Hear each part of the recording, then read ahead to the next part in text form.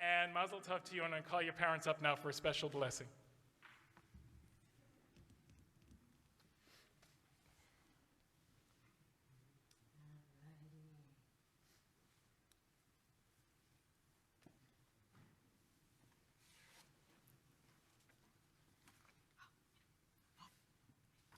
You want me to look at you? All right.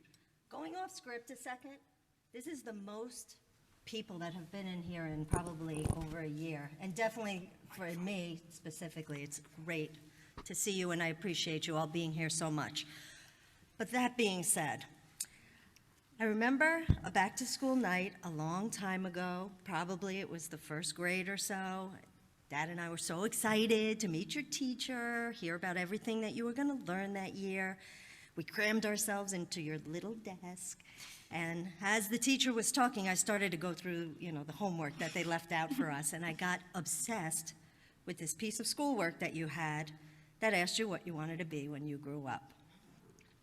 So there was a picture of skyscrapers and clouds with birds flying around them, and on the line of, what do you want to be when you grow up, it said, BLRD. With a lowercase l, so it sort of looked like an I. So I was like, my son wants to be a bird. So from time to time, and many of you know this because we've all been friends for a really long time, I did call you my baby bird, but I started to worry that you actually wanted to be a bird. So I stayed after the presentation, of course, and I said to the teacher, is this something that we should look into? Because I was getting a little nervous that maybe I needed to have you evaluated. And so she said to me, don't worry, Harrison is one of my most imaginative students. He probably just means that he wants to fly. He probably wants to be a pilot. Maybe he wants to be an astronaut. Maybe he wants to soar through the galaxy. So I accepted it, but I didn't really believe her.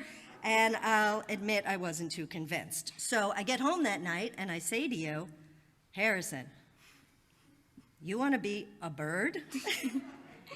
And you looked at me like I lost my mind, and you said to me, why on earth would I want to be a bird? And I said I saw your schoolwork that asked you what you wanted to be, and you said that you wanted to be a bird, and you said, no, Mom, I want to build. I was like, oh, well, okay, I feel a lot better, but clearly you can't spell very well. So for those of you that know me, you know that I am, you too, very quick to cry. And I think there are people here who are probably dreading or have bets on whether or not I'm going to be able to get through this without crying. I've probably read this 30 times, and I haven't done it yet without crying, so I'm going to give it my best shot. But that aside, even if I do cry, it's so important that we stand up here and tell you how proud we are of you.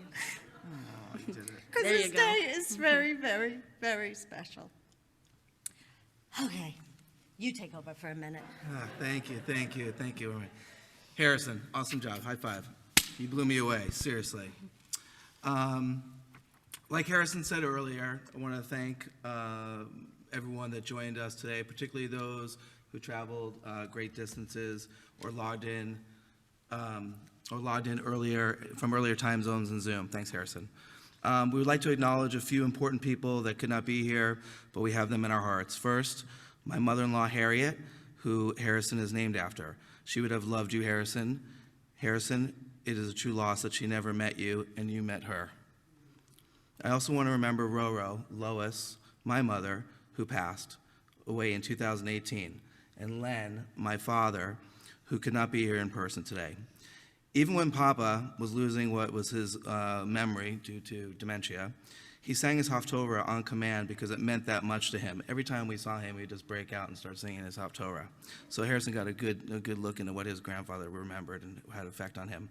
He would have bursted with pride to hear you chant so beautifully as you did today, Harrison. You really rocked it. I would also like to thank everyone who helped Harrison to prepare for today. Of course, Judy, Uncle Peter from Chicago, Darren, Mara, Cantor Katie, and Rabbi. We could have not done this without all your support and your help. And finally, thank you to the Torah readers who stood up with Harrison today. You guys are friends and family. The fact that we have friends and family that can do this is remarkable, and to reach over so beautifully is a blessing. So meaningful to us that you guys would be a part of our service. And of course, thank you to Jane. Mom, you did a great job. You really had about 100 things to do compared to my 2 or 3, and I think I barely got my 2 or 3 things done, and you got your hundreds of things done.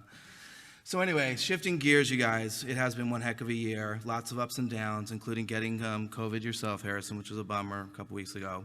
Shout out to the Mosh Pit Bar Mitzvah boy down in New Jersey for that one on May 15th. Took out the whole school and a couple soccer teams, okay? The one thing that I would say about you, Harrison, is that you all rolled with it, just like Rabbi Harriman said. You really do turn things into a positive. It's one of your greatest gifts that you clearly get from me. Yeah. And a little bit from your mom, of course, but mostly me. You can be comfortable with almost any uncomfortable situation and smile through even the toughest times. As always, hang on to that wonderful quality. I'll say to you today the same thing I've been saying to you for as long as I can remember. Continue to become a good listener.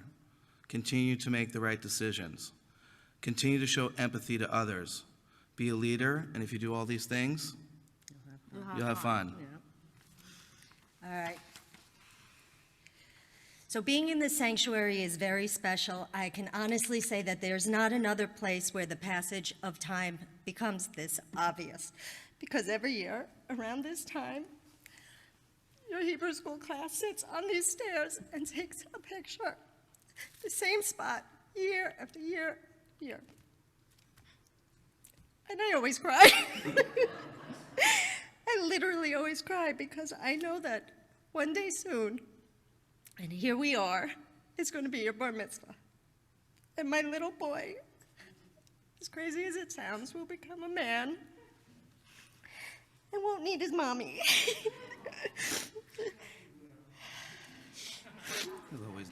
All right. Now, while I couldn't be prouder of you, and I love watching you grow up, I just wish I could slow down time just a little bit. So we'll conclude with this blessing for you. May you make all your hopes and dreams come true. May you be blessed with patience and understanding, with wisdom and compassion in your mind and heart. May your deeds support righteousness and goodness serve as an example to others.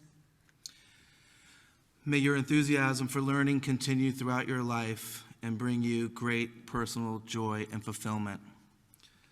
May your Judaism not just be something inherited, but something to be discovered and explored continuously throughout your life. May you be what you want to be all those years ago and build yourself a life. And when all else fails, you can be a bird. We're so proud of you. We love you. Shabbat shalom. Shabbat shalom.